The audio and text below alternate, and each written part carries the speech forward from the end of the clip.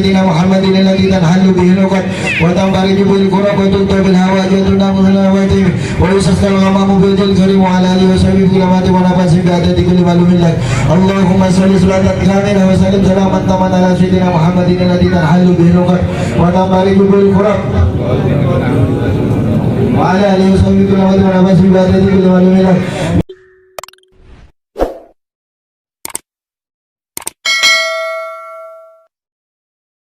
Unsur daripada itu hianat, dusta dan lain sebagainya kita minta. Kalau kita tawasul kepada Nabi, insya Allah dapat rezeki yang banyak, yang halal. Giliran keluar rezeki teriaknya kenceng juga ya. Amin. Makanya kalau orang mukmin muslim itu kalau punya selera biar tinggi. Ya, seleranya biar tinggi. Jangan urusan rezeki aja yang lainnya. Tadi sudah diingatkan oleh Habib Umar. Kita nggak tahu apakah lisan kita ini fasih, apakah lisan ini mampu mengucapkan, menjawab setiap pertanyaan malaikat pada waktu saat alam barzakh. Hamba dalam ketakutan dan kepanikan pada waktu saat ditanyakan man rabbuka. Mungkin waktu saat terjaga di dunia kita ini akan mudah, Allahu Rabbi. Terkandung amalnya. Kenapa? Yamutul mar'u ala ma asya alaih wa yufsarul mar'u ala ma mata alaih. Bagaimana nanti dimudahkan dia melapaskan yang baik kalau waktu saat hidupnya tidak pernah berzikir, hadir majelis ilmu, menyebutkan nama Allah Subhanahu wa taala, maka diberikan nanti lisannya itu untuk menyebut nama Allah. Nah, inilah salah satu manfaat yang besar yang Allah berikan kepada kita. Ya Rabbi bil Mustafa balil maqam sidar. Ya Allah, saya kira nih, saya yakin semuanya enggak ada yang punya maksud, enggak ada yang punya pengen di dunia ini. Banyak hiwayah, kesenangan-kesenangan, banyak amal, cita-cita. Nih anak muda yang ujangan masih ada gak di sini? Subhanallah, subhanallah. Maka bagi kita nih orang awam, kalau dia rajin sering hadir dalam majelis zikir dan ilmu, nombleng untung. Gurunya, ustadznya yang mimpin capek-capek, dia terima bersih, paket jadi. Ya kalau sengaja di rumah kan susah, payah. Ya, ustadznya teriak-teriak sempurna, baca basmalahnya 100, ini selawat 100. Nah kita 2-3 kali selanjutnya tidur. Tidur. Masya Allah.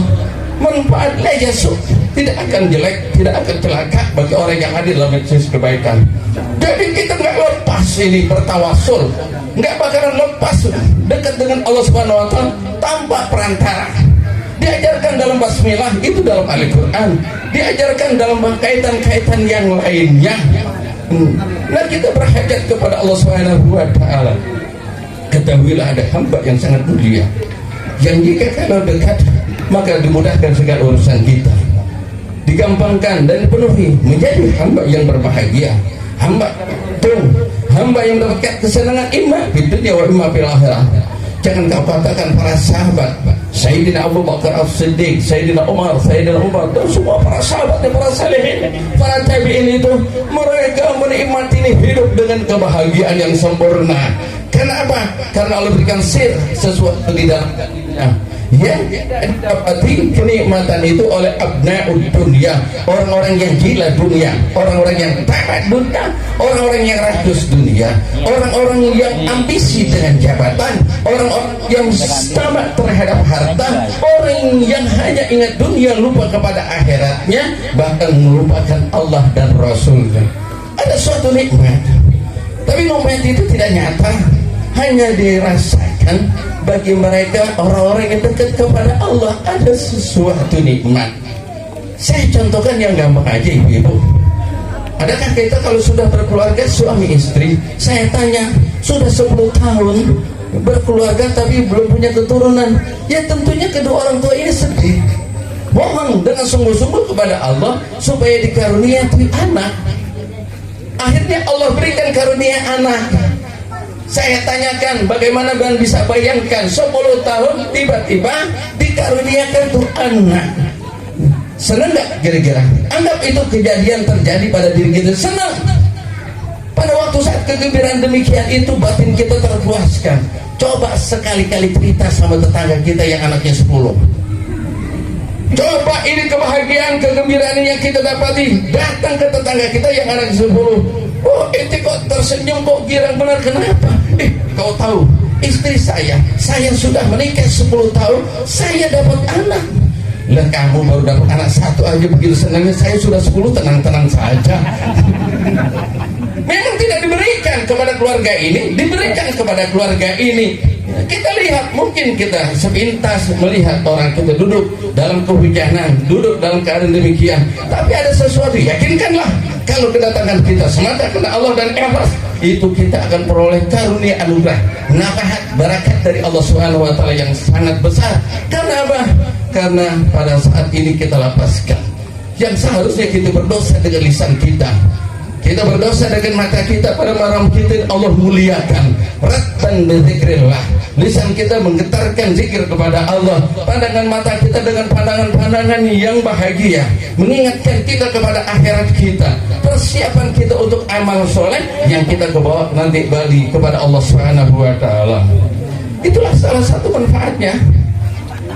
Apalagi saat-saat kondisi seperti sekarang ini yang melupakan akhirat, yang menjauhkan kita dengan Allah, yang membenci kepada Nabi Sallallahu Alaihi Wasallam, dengan usaha-usaha demikian sekutunya sangat banyak. Maka kalau kita nggak berupaya sungguh-sungguh dengan mujahadah yang kuat, maka kita akan tidak mendapatkannya. Oleh karena itu perlu kita bersandaran kepada orang yang kuat, pada orang yang soleh, hadir di tempat yang baik untuk mendapatkan karunia yang baik dari Allah Subhanahu wa taala. Itulah salah satu bagian makna pentingnya kita bertawasul. Karena waktu saat ini masyarakat muslimin dan mukminin ini digoyahkan imannya, diberikan keraguan-keraguan oleh mereka yang tidak menerima keberadaan orang yang beriman.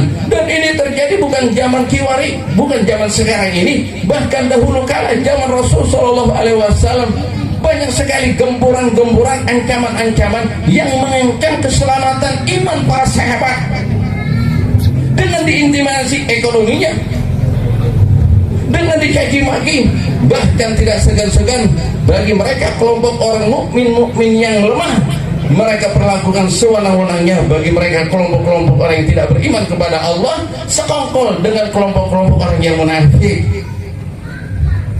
Sehingga sesaat karena beratnya apa yang mereka alami dari gangguan mereka yang begitu hebat, dari semua lini kehidupannya itu, bukan hanya urusan ibadah, ekonomi pun apa saja dijegal oleh mereka itu orang kafir. Mereka mengadu yang diwakili oleh beberapa sahabat berhadapan dengan Nabi Shallallahu Alaihi Wasallam.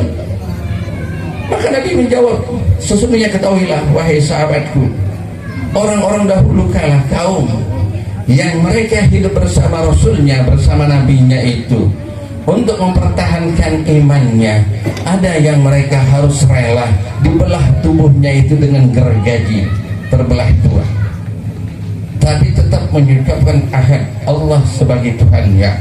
Ada di antara mereka dibakar hidup-hidup untuk mempertahankan iman Islamnya. Ada di antara mereka dimasukkan dalam kuali yang air mendidih. Dan banyak lagi dengan cara-cara yang mereka lakukan. Kalaupun demikian, ini ada telah sedia, maka sahabat itu terhibur. Seberat apapun yang dilakukan tidak seberat daripada kaum-kaum dahulu. Sebaliknya kita di sekarang, apapun yang kita alami di sekarang terlalu nyaman. Tidak ada sesuatu hal yang benar-benar besar yang kita lakukan. Sesuatu amal, perbuatan baik secara individu pribadi atau secara jamaah yang dapat menggembirakan Nabi Shallallahu Alaihi Wasallam. Salah satu yang menggembirakan Nabi Shallallahu Alaihi Wasallam dia tidak lain adalah kita mengingatkan akan Allah, mengingatkan akan kehidupan akhirat. Kita duduk dalam majelis zikir dan majelis selawat yang dapat memperbanyak selawat. Sebab Rasulullah Shallallahu Alaihi Wasallam menyatakan, "Agrabukum alayya yaumal qiyamah aktsaruhum alayya salatan." Di antara kalian umatku, siapa yang paling terdekat dengan aku nanti hari kiamat? Orang yang paling banyak berselawat kepada aku. Allahumma salli ala Muhammad.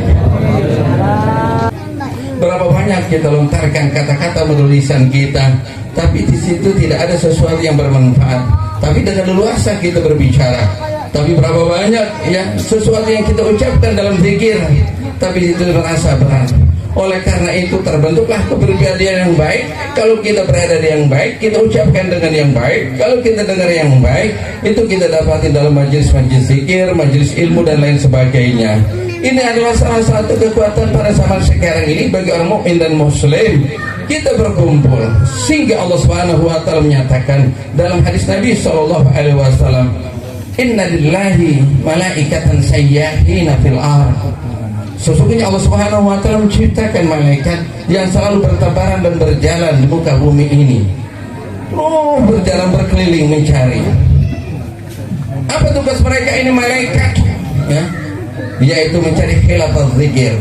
Akan mencari ini tempat-tempat di mana kumpulnya umat Nabi, di situ sedang berzikir, di situ sedang mengingat kepada Allah Subhanahu wa taala. Fa in wajada ahaduhum, apabila mendapati salah satu malaikat tempat di mana di situ yang dicari, maka ia berkata, ta'alau ila ma talabtum, marilah kemari, bahwa sesungguhnya kalian sudah mendapatkan apa yang kalian cari. Maka berkumpullah mereka sehingga menebarkan sayapnya ridan bima ya'malun, menunjukkan ridha apa yang mereka kerjakan, dan ini akan sampai dilaporkan kepada Allah. Selawat kita sampai kepada Nabi sallallahu alaihi wasallam.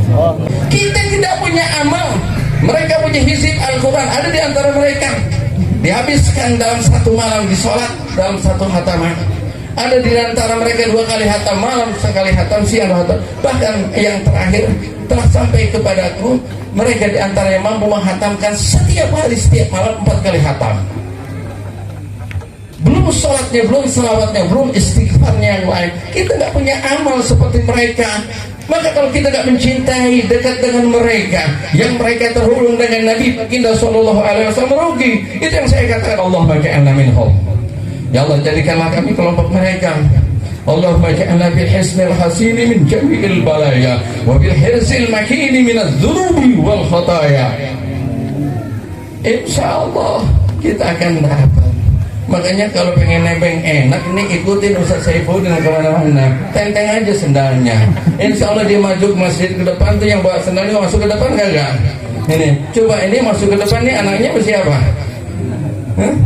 Ini karena ngikut orang tuanya jadi dapat berkah, bisa tidur depan masjid. Kalau ini awas sekali-kali tidur depan masjid.